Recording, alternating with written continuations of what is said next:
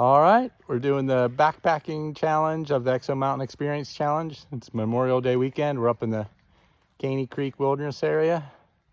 So we're gonna do about 5 miles, go out across this ridge, drop down into this big valley. It's about 1,200 feet or so of elevation loss down in there. There's supposed to be a cool waterfall. We're gonna spend the night and come back up in the morning. So be about a 10 or 12 mile round trip. It's Katie's first overnight backpacking trip, so that's part of the challenge as well, to figure out if we're packing efficiently for overnight trip. All right, let's do it.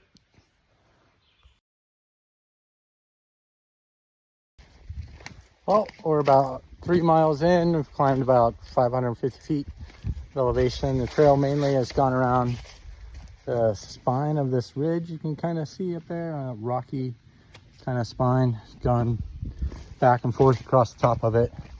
Kind of nice now being just off the ridge. It's in some big trees. When you get up on top of the ridge, it's pretty brushy and pretty thick. A lot of jagger bushes and things poking you and grabbing you.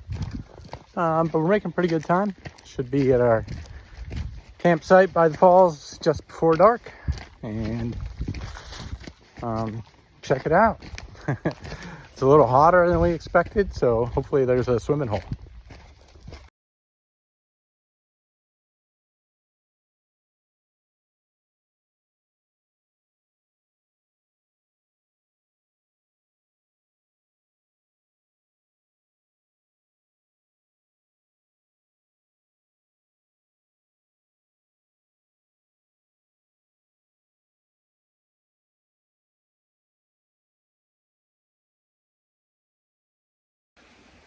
All right, we got camp set up, and let me walk you around and show you what I typically bring on an elk hunt and some of the things that are a little extra.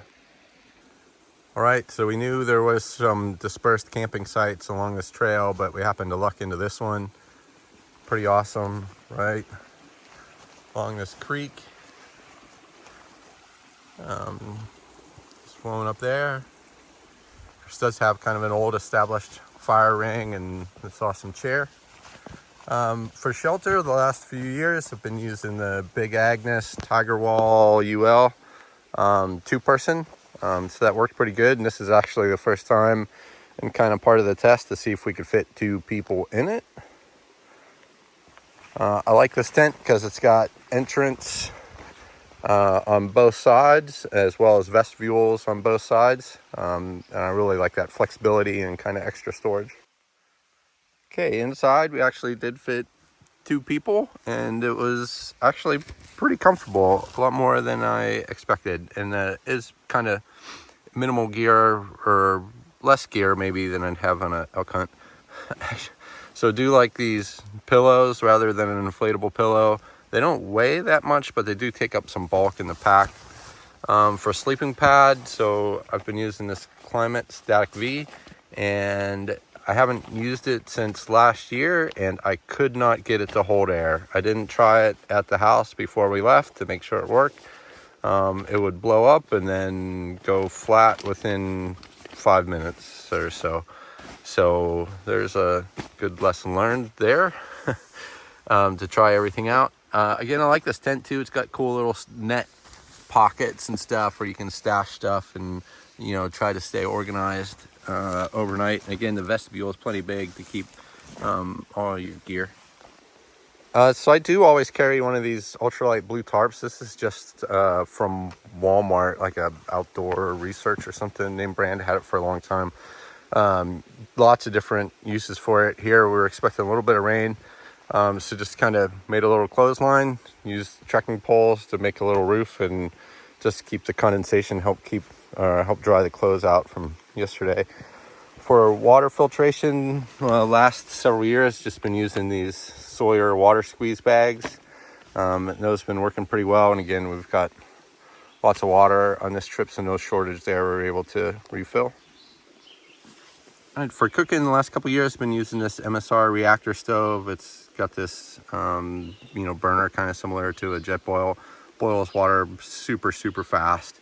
It seems to be just within seconds, and it works really great for mountain house and stuff like that. I did this time Or actually, I usually always actually pack this little, this is just an Amazon knockoff pocket rocket stove. Usually pack that as well, just in case you can make stuff over the fire or whatever. For food, did kind of splurge this time and bring this little breakfast skillet. Don't usually bring something like that for breakfast, but we're experimenting a little bit here. All right, so that's our backcountry camp. It's about a 5-mile hike in and 5 or 6 miles on the way out today.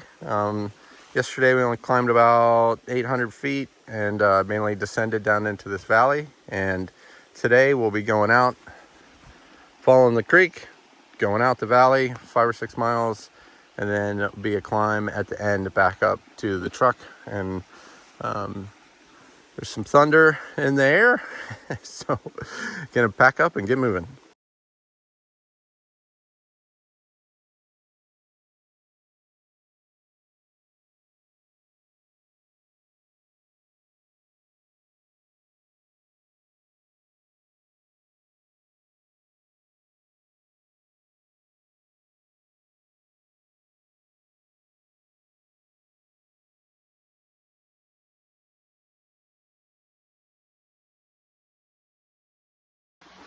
All right, day 2, we're packing out. We were able to get here last night, have dinner, and actually slept the whole night without rain.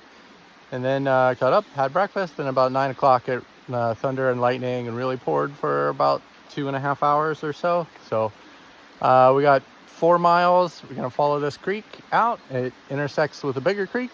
We're gonna follow that out. It's about 4 miles to the nearest trailhead, then about 5 or so miles to the truck. So let's get after it.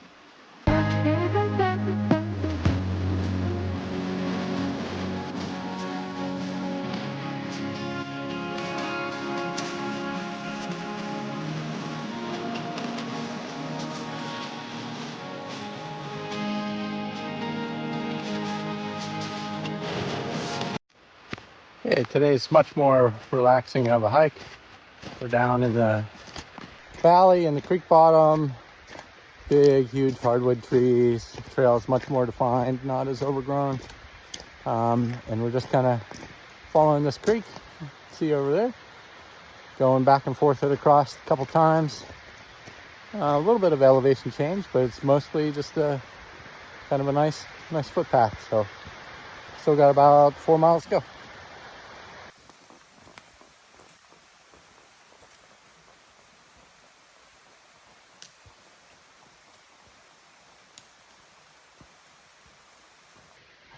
All right, we just wrapped it up. We just finished the loop out. It was about 5 miles this morning on the way out. A little bit more elevation than what the map said. Pretty muggy, humid, but we wrapped it up. First overnight trip, swam underneath a waterfall and rode out a thunderstorm in the tent, and now we're back, headed to the truck.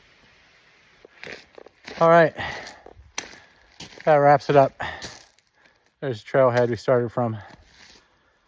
That's it for the XO Experience Challenge Backpacking Challenge. We knocked it out for this month. All right. See you next time.